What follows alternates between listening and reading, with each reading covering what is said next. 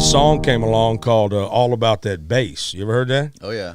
So I heard that song, and a buddy of mine, we were riding down the road, and he goes, because, you know, she's talking about All About That Bass is a reference to being thick.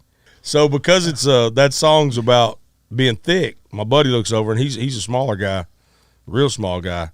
He looks over and he says, "You're actually all about that bass and beard." Like that. And I go, "You know what? I am thick and bearded." So I ended up writing a parody song called All About That Beard to that song. And we reproduced the whole track.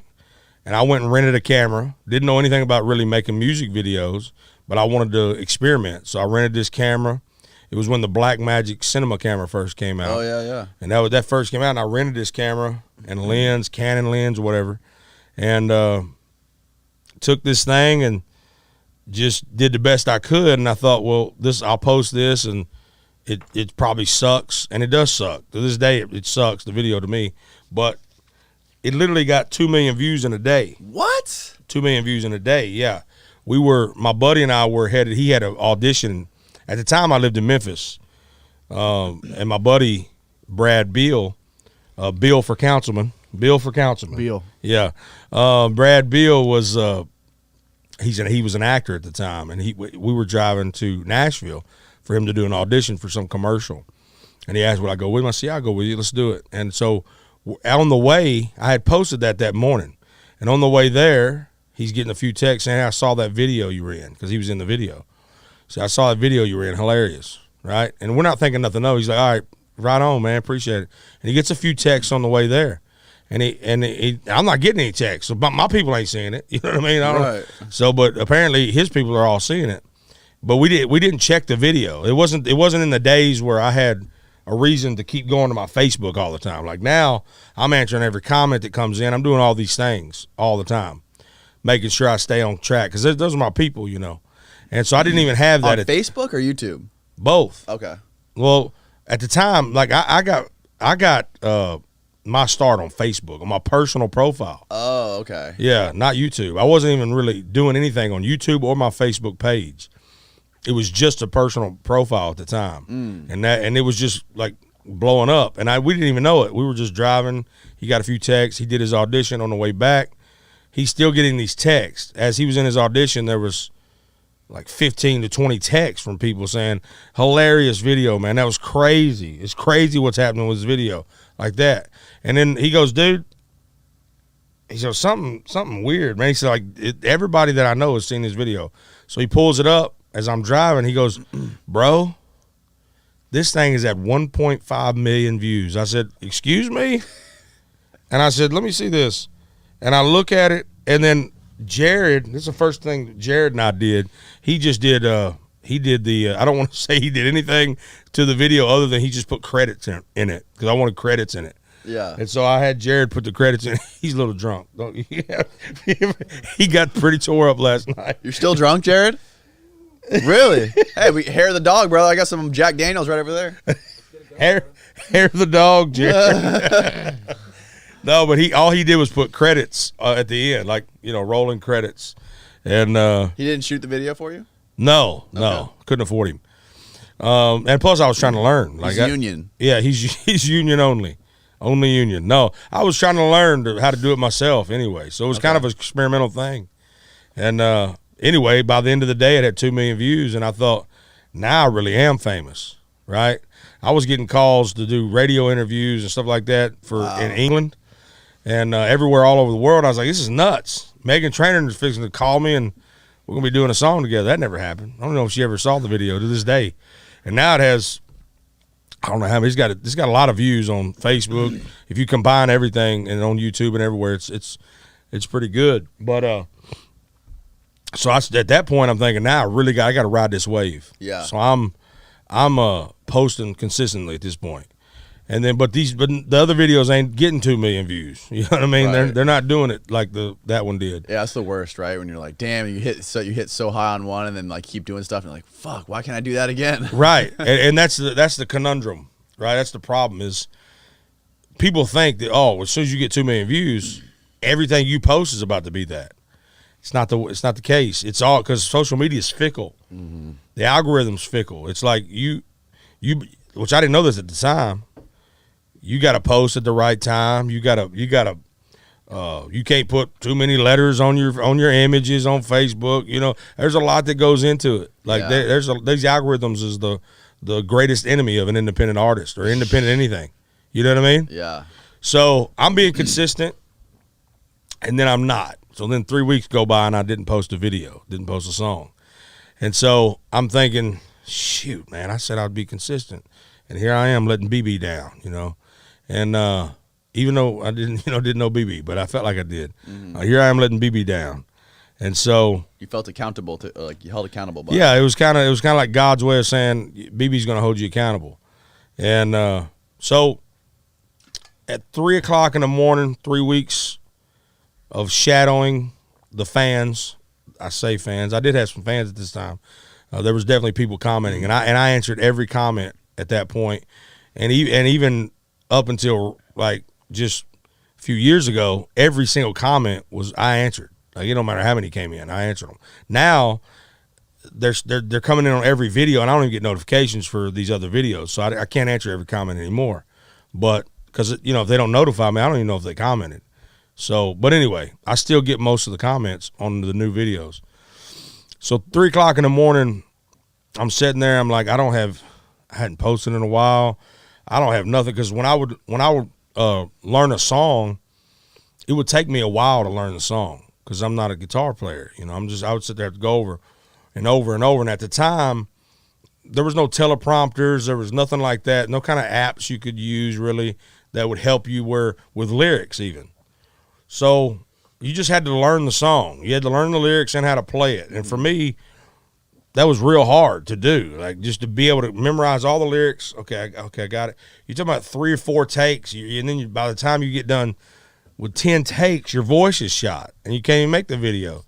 So it was not the easiest thing to do if you don't already know all the words. Like if a new song comes out and you're trying to learn it real quick back then. Now, if the new song comes out, you can pull up the lyrics and put it on a little teleprompter thing that goes in front of your camera, right? And you can look dead in the camera, and nobody even knows, right? And then you're playing. All you got to focus on at that point is just the chords, which is still a struggle for me. I might miss a chord. I missed many last night. But I said 3 o'clock in the morning. It's still on my personal profile on my Facebook, and I said I hadn't posted a video in a while. I hope y'all like this version of Ice Ice Baby that I did acoustic. It was literally like that, a throwaway video. And the next morning, this thing had went wild. I mean, it went nuts. World Star Hip Hop took it and posted it on their pages and their website. Bam Margera posted on his page and website and stuff. And this thing it got legs that never stopped. And then my Facebook page started blowing up. Like, people started liking it out of this world. YouTube, same thing. And this thing, like, my whole real actual career in music began at that moment with that cover. That was a throwaway.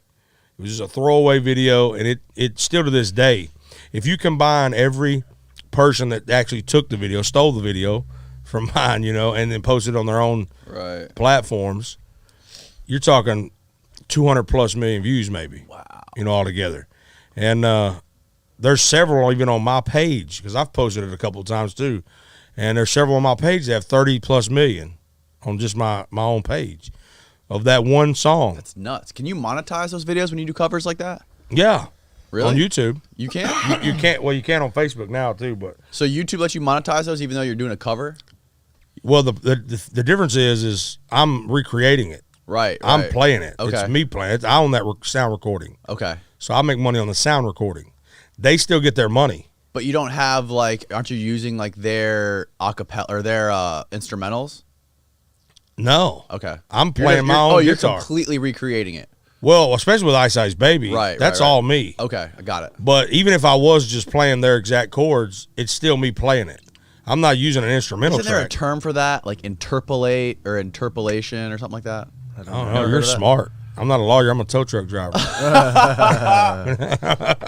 You said it yourself, right? Yeah, I guess you're right. You're right. Even if you are playing, just copying the chords and recreating it yourself, I guess they can't. If you recreate a track, yeah, you own that track you created. Okay. Like, that's your sound recording. Okay. Now, what happens with YouTube is you get money for the sound recording part. they still claim their money for the song rights. Right. Okay. They still get part. Like, they still have claims on my channel, but they can't. They can. They could say, we want you to take that down. They could do that if they wanted to, but why would they? They make money. Mm-hmm. You got a video, Ice Ice Baby, getting 100 million views, and we're monetizing stuff like that. They want that to happen because it's not just doing that. It's helping with album sales and things like that. Right. Record labels actually reach out to me all the time now, and when they got a new artist, and they'll say, you want to cover this artist's song? This song ain't out yet. We want to get people. I'm like, no, I don't want to cover his song. Why would I cover that? I was like, the only reason I cover songs is so people hear my originals. And I like, if I'm gonna cover a song, it's got to have some weight to it. Mm-hmm. Or else, what's the point? Right. You know what I mean? Or it's just a song that I love, right? If there's songs that I do that just mean something to me, that's other people's songs. But I'm not just out here trying to cover some random song, because the goal is, as an independent artist, that's my vehicle to get people to hopefully check out the originals. Right. That's all that is. So lo and behold, I'm getting all these messages from people because of this Ice Ice Baby video. And I'm still a tow truck driver, as you said, right? At this time, I'm a tow truck driver. You feel like you know me my whole life. So these people are messaging me, and they're saying, I'm best friends with Vanilla Ice. Give me your phone number, and I'll have him reach out. And I'm going, yeah, right. But I'm a tow truck driver, right? So they can get my number anyway. Glen Ray's Towing. It's available everywhere. And so I gave it to all these people.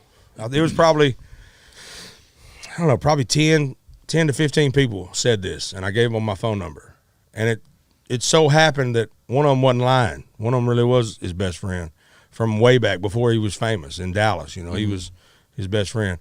And so I get this call randomly. I don't know how many months it was. But it was months after this video had come out. And I'm horrible with time frames. I get this call, and I go, Glen Ray's Towing, like normal. It's a phone call. And he goes, hey, Marty Ray, like that. And I said, what's up? Like Glen Ray's Towing. You knew who it was? No, I didn't know who it was. I'm saying I thought it was just a customer, like normal. Okay. And he says, man, I love that Ice Ice Baby you did. That's nice, man. I said, appreciate that. How can I help you? You know what I mean? And he was like, hey, it's Rob. It's Rob, man. I go, right on, man. How can I help you? You know what I'm saying? I didn't know. I hate to say this. I hope Rob doesn't get offended, but I really didn't know his name was Rob at the time. Yeah. So I'm thinking, okay, this is a customer that somehow found out that I did this song. And I'm like, I got your car? Do I have your car impounded? Like, what is it? Like, how can I help you? Like, thank you for the compliment. I appreciate it. How can I help you? And he goes, it's Vanilla Ice. I said, yeah, right, man. Like, of course anybody would. You, as a boy growing up singing, all right, stop, collaborate, and listen. We're all singing that growing up. Well, maybe not you because you like Hank 3. Yeah. But you were probably singing Green Day. Yeah. Yeah. I had the first Green Day album. Boom. Hit me with it. The Dookie. Hit me with it. I can't sing it, bro. I'm not singing it.